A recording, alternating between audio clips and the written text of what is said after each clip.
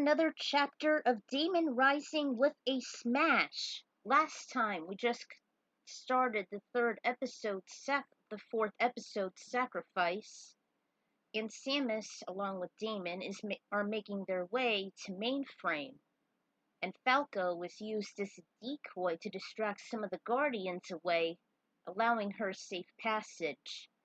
While Daemon, Mouse, Matrix, Mike actually made it to Mainframe, and for some reason Andrea stayed behind, maybe to patrol the supercomputer. So, Samus has actually challenged Daemon and her cronies, the infected, and challenged the Word in an attorney of her own, while Akari and Mr. Game & Watch escaped.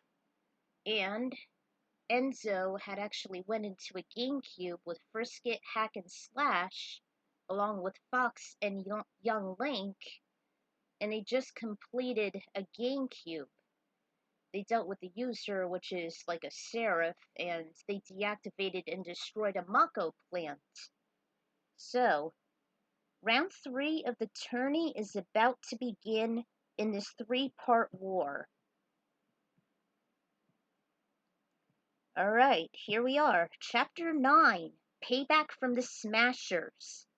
As Falco would say, time for a little payback. Alright, round 3 will begin here, and I really liked how this is going so far. Mike and Doc clearly needed a beating, as do Damon's other infected cronies. I'm so sick of the word, and I think it's about damn time they got some payback. Anyway, some of the answers will be here, like where did Akari and Game & Watch end up, or whether or not Enzo and Samus will be successful. After the brawl against Dot, DK won, but it wasn't long before Mouse noticed the chaos. She drew out her Masamune and headed straight toward the ape. He was heavy, but pretty agile for his size as she gave chase. They both ended up at the roof again, and the great monkey received some painful abrasions across his body. He winced every time she laid her blade on him, and the wounds were too much as he attempted to hit the nimble swordswoman. Damon, Bob, and Hex were there too, observing the unfair fight. Dot wasn't as lethal as the deadly maiden was. Yet the leading Kong still tried to hold his own, although the superviruses still scorned toward Hex's image. Game over. GameCube ended, and Hack was very shocked at what the sprite and his team had done, which is seen in Sacrifice without the game itself. Matrix! You won the game! I know. He was unfazed, as was Fox and Link Jr. But we were supposed to lose and stay in the game? I know! I just couldn't do it. I can't leave my family.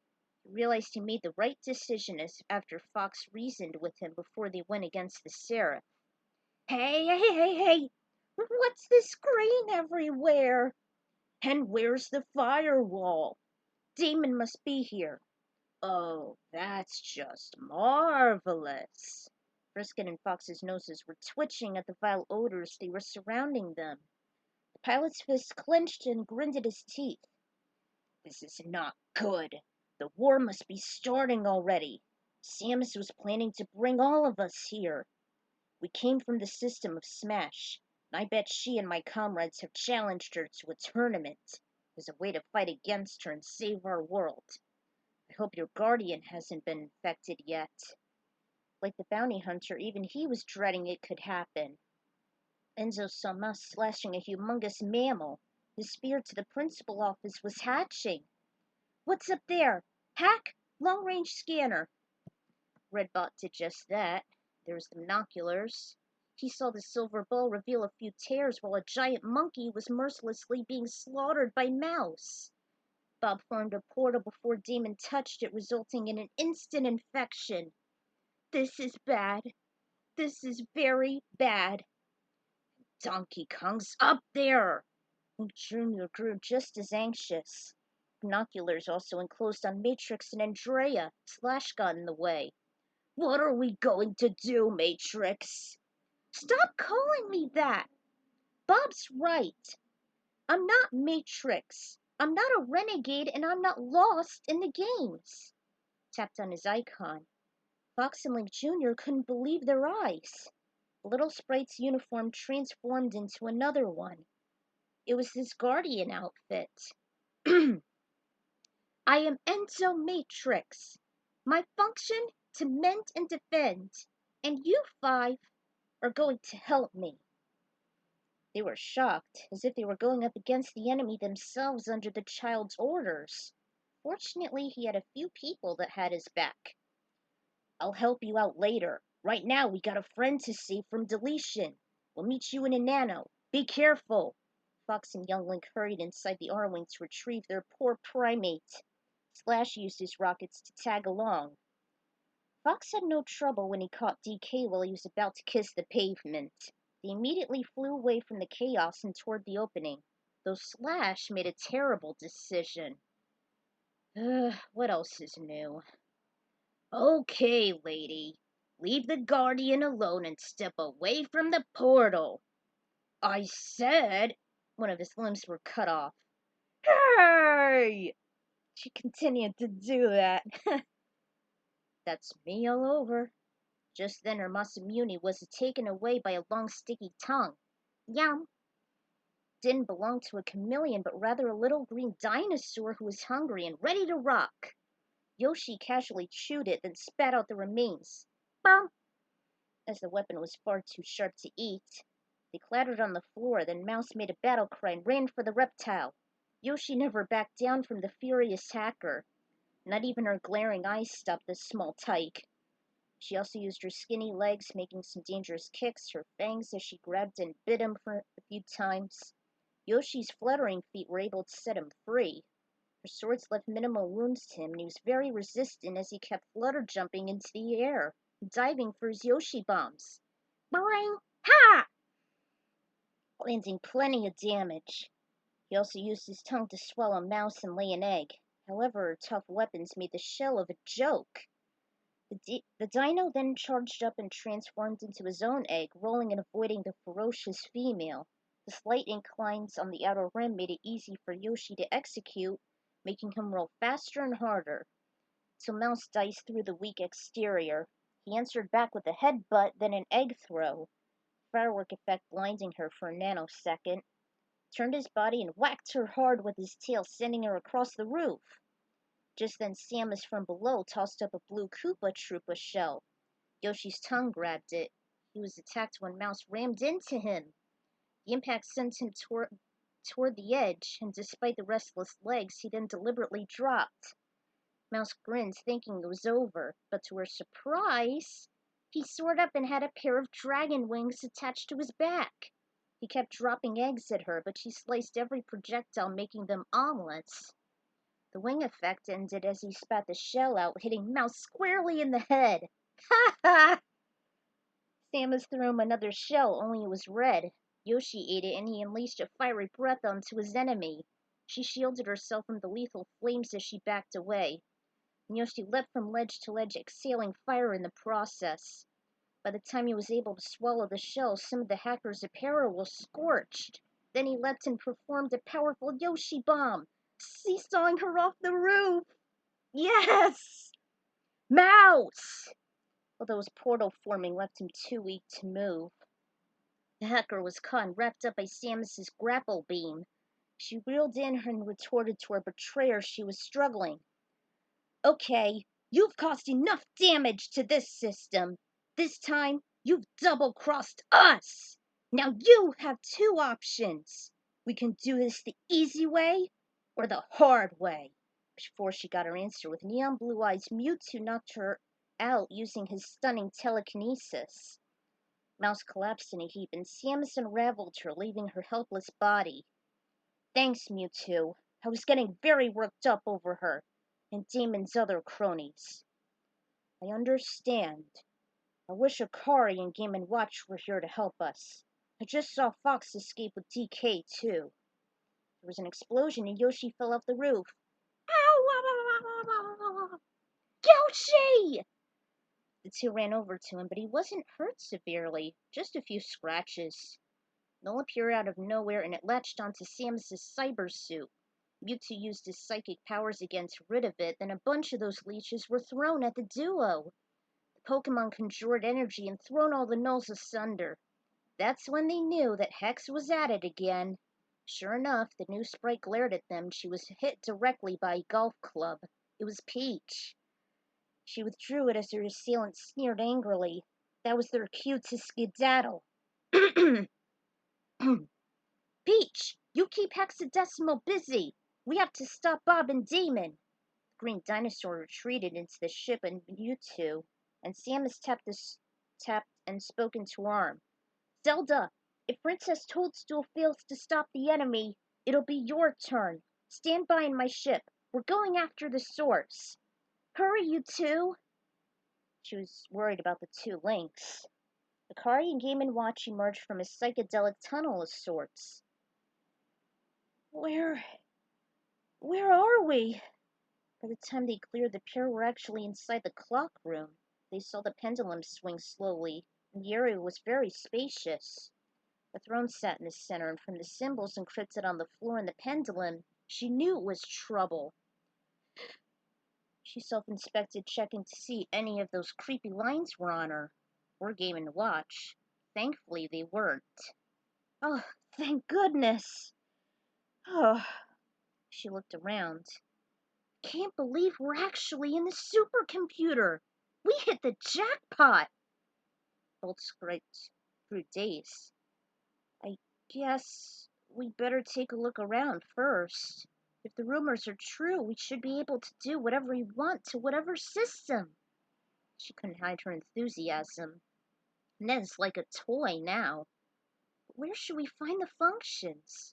With a trace of doubt, she descended beneath the clock room, Game & Watch ticking behind her.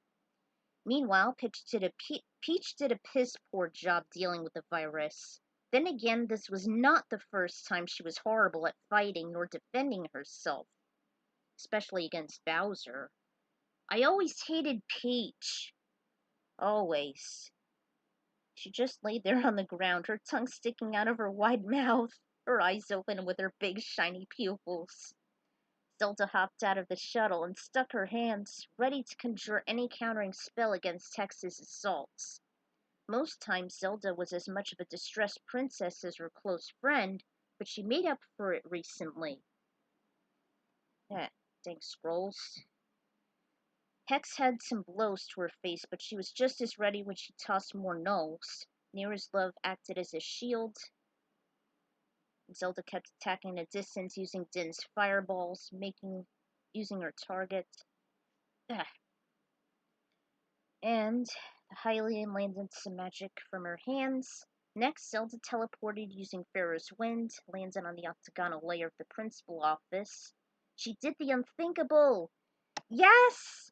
She transformed into a ninja! The Sheikah, known as Sheik. And he is the best. He's one of the best fighters in Smash Bros. I love Sheik over Zelda. Deal with it. She was known as the survivor of her tribe called the Sheikahs, and she went by the name Sheik. Her fighting style was close range, making a mediocre target for Hex. Usually lacked length, she made up for it with her incredible speed and aerial abilities. She made a few kicks. Hex counteracted with her telekinesis, tossed her back a few feet. She gracefully landed on her feet and dragged them on the pavement. She retaliated with her needle storm, which wasn't very lethal, but her chain brought the enemy close for a few knocks. Hex kicked back and they fought each other mano-a-mano. After exchanging several blows, Sheik was the most agile and her recovery couldn't let her down. She was easier to knock back. She landed very powerful blows to Hex, weakening with every move she landed. She also managed to kick away the null balls as they just bounced off of her martial arts. With a final effort, Sheik stunned Hex with a flash from a Deku Nut and disappeared for a short while. Then, out of nowhere, she made a huge kick to the back of the sprite's neck and down she went. Hexadecimal! French accent was just heard. Sheik vanished in a burst of flames and Demon landed onto the battle arena. Hex was wounded, but she was only able to raise her head. Forgive me, my lady. No, The supervirus used her kinesis and tossed her into a wall as punishment for failing to stop the Smashers and letting one of the culprits get away. Without a single trace of mercy, she returned to the roof with Bob, watching and waiting for the next challenge. She also looked at her hourglass. It was descending from the upper half and there wasn't much left. Time was running out. But for what? The supervirus nodded to her messiah and he blushed, forming a portal to the last tear. Daemon! You cheated! Well, we might as well cheat back. Kari was watching Mainframe from the large display screen at the supercomputer's war room. Game and Watch observed the menace beside her. And there's one more tear left. The Smash System! I hope Samus and the others can prevent Daemon and Bob from infecting it. There was the motherboard. It was a complicated mechanism, but Game & Watch knew a thing or two about programming things since his earlier days. Okay, export files from Smash and import to Mainframe. Good thing the firewall's down. She immediately stopped when she saw her close friend make a desperate move. Samus! The bounty hunter was jumping from ledge to ledge until she arrived where her brainwashed buddy was. She halted him by wrapping him in his grapple beam, pulling him to her as if he was a hostage. What are you doing to my messenger? Messenger? Who said he was your messenger? He happens to be a guardian, and I've heard all about you exploiting the whole lot thanks to Akari and her Pokemon. Lest we forget Turbo. I told you that you can only infect our system if you win the tournament. My time is of the essence. I must fulfill my function before it reaches its end. Fine, but only if I lose the battle with my best friend. She had been dreading this since she first found out about the super virus. Still, she had no choice. The portal to the Smash system was vulnerable to Daemon's touch, but she had an obligation to uphold. I knew Samus would try to stand up against him and Daemon, but not from here. I have an idea. With assistance from Game & Watch, he sent a Zoom room to the pair that transported them to the depths of Brinstar at the underbelly of the Smash system. I wouldn't say Planet Zebes because, it blew up in Super Metroid. Mewtwo held his own, preventing the super virus to make a move. He forced her back with his psychic blast. Stop! We won't let you have your way until the victor is decided. Try your best to resist us, and we will delete you now! Just as soon as she was about to make a counter-strike, she was hit by some incoming lasers. Falco's R-Wing flew into the fray, but was missing the three swordsmen. The Pokemon wondered where they were, and the bird answered they're fighting the Guardians at the Desert Port system. The Falcon Flare should be close by. Both of the fighters stood as they waited for Daemon to try anything sneaky onto their turf. Akari made the correct calculations as Samus and Bob emerged into the underground. Tense heat welcomed them, and dim lighting, smack dab in the center of the sharp rocky stage over a pit of magma. A few floating platforms were a couple feet above them. There were steep cliffs, however there was a platform on each side if one of the brawlers should fall off. Samus remembered this was one of her nemesis, Kraid, resided there. She was certain he'd wake up from his slumber during the fatal duel. Bob, I don't want to fight you, but you leave me no choice. Why are we fighting, Samus? Haven't you heard the word? It gives me peace. And so have the other Guardians, even Turbo. You should join us too, Samus. Yeah, right. I'd rather be deleted than serve the likes of that crone virus. You want to be at peace? Let's hope you'll rest in pieces! She lunged for the kill and hit him with her arm. They exchanged a few blows and one knocked her back. She skidded on the ground, but she was ready for more. She took the opportunity to charge her plasma beam, but Bob was hot on her trail. Fired an energy shot, making the Vigilant stop in mid-charge and avoid it by leaping onto one of the floating ledges. And sure enough, there's Kraid.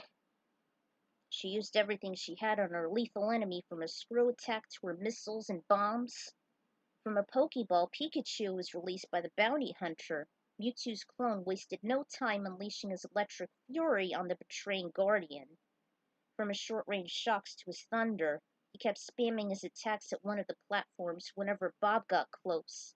His agility was a must for his survival as he avoided Bob's energy beams with ease, weakening the assailant. To keep the battle from being one-sided, he dismissed back inside the ball and it faded into thin air. This was Bob's and Samus's showdown after all. The stage was rotated thanks to Kraid. Samus was hit by Bob, causing her to use her screw attack to get back up. For Bob, he simply teleported. From another missed energy shot, his body faded for a nanosecond, leaving him open for another attack. Instead, Samus used her grappling hook and tossed him. This gave her time and distance to finish building her energy. She nearly matched her opponent's strength from the constant onslaughts. Bob's glitch abilities were powerful, though it was an advantage as he faded away thanks to the defective merger. She easily avoided every projectile as she loomed closer and closer. Samus finally got to her former partner and held him by the neck. "Bob, I've been waiting these past several cycles for this!" She was only aiming for one spot, his icon. On contact, it illuminated and coursed throughout his body like an electric current. Literally. His body jolted from the sparks that were almost like Pikachu's, and all of a sudden, his neon markings vanished. He just laid there in a heap, lifeless as a Metroid without energy to consume. "I beat him! I beat him, Daemon!"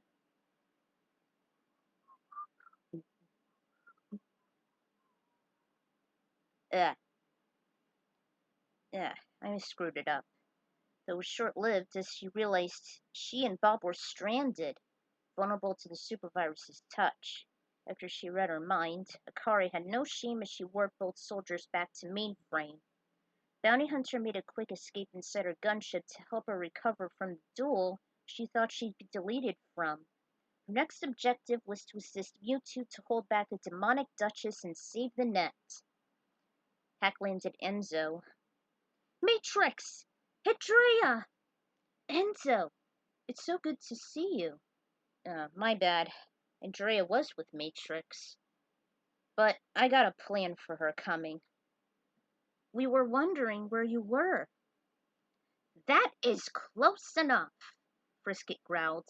"Enzo, you must come with us and meet our lady." He dragged him away.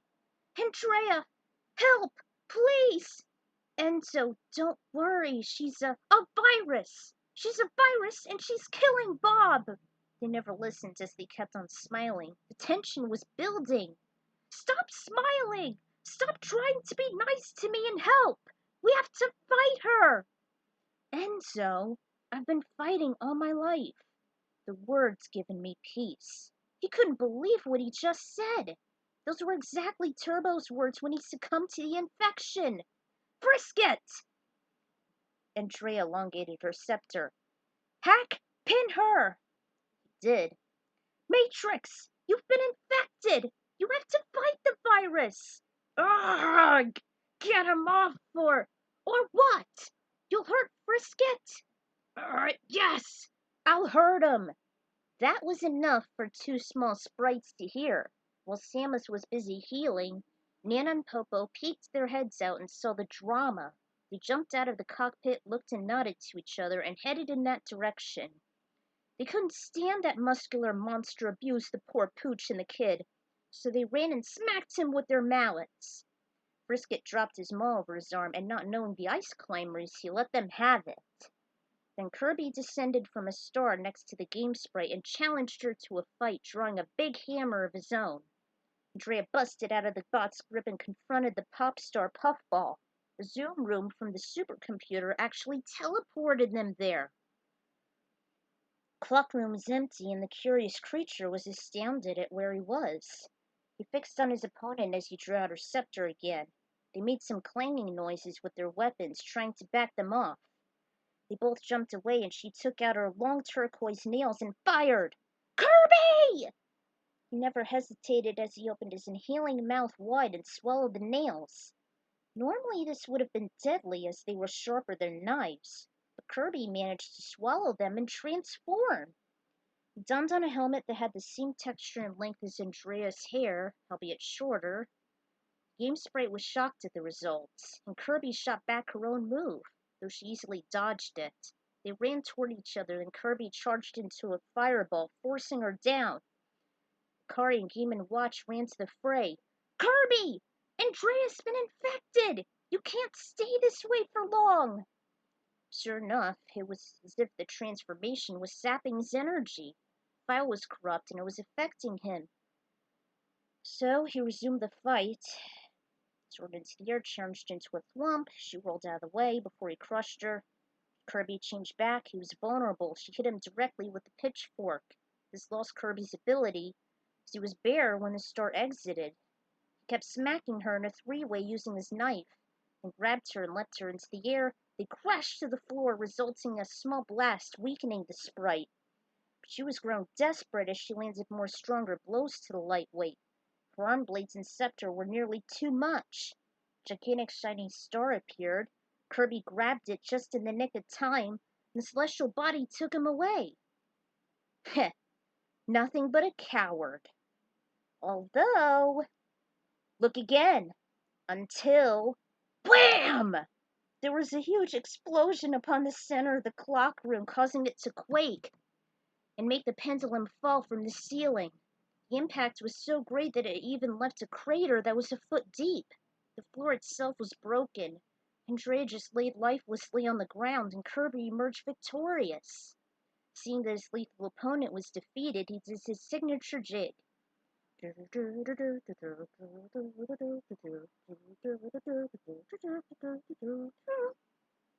That put both Kari and Game & Watch at ease and glee. Nice job, Kirby! The threesome high-fived each other for their incredible work. Damn, how I wish there could be a death battle for these from Screw Attack, even though I despise most of them and they were pretty biased. Deal with it! I hate Screw Attack's death battles. They're so biased and unfair. There should be more like the Versus rants. There should be one about me and Fanfiction Dreamer. I wish. Yoshi starts the battle against Mouse. Yoshi, blah. There are the songs. Let me tell you something right now. I despise Princess Peach Toadstool. She's a complete embarrassment to all women, always being the victim of the Koopa King and never defending herself, except in Smash, albeit asinine. Other than the Mario RPG, she's the most useless character, and I didn't have a choice while I was trying to unlock certain characters in Melee. With Young Link, I had to use 10 characters. With Marth, I used 14, and with Game & Watch, I used the whole roster. It was painful playing as that putrid princess of the Mushroom Kingdom. I haven't played Smash Super Princess Peach, but she's been a total waste of my gaming days since I was young. And it was thanks to her that I had that mindset that princesses were almost used as plot tools to tarnish the women gender. Because of that, I never wanted her to exist anymore! With the bitter resentment aside, I also hated Zelda too. And since I started playing Ocarina of Time, I began to like her more. Especially when she came up with the ingenious concept of chic. Although, the disguise worked exceptionally well, and her actions while she was also helping adult Link during his adventures. I always liked that timeline more than the one several years prior. But that all changed a few years after that. I wasn't a Zelda fan as puzzle solving wasn't my strong suit, and I just lost interest. Despite that unhealthy crush, in retrospect, it was just very dumb of me when I was younger. And I hate Zelda because she sent Link back. She shouldn't have. Mr. Game & Watch made his video game debut in 1980, just before Mario. Sadly, of course, the handheld and its games were Japanese. This was when Nintendo reached stardom before the release of the NES a year later. We never knew about him until his introduction in Melee, as well as his Game & Watch Gallery series for the Game Boy, which was a successor to the LCD he belonged to. Another chapter completed. Soon will be the conclusion of the crossover and the Demon Rising saga. Ugh, thank goodness. I can't wait to get it done. So see you all then.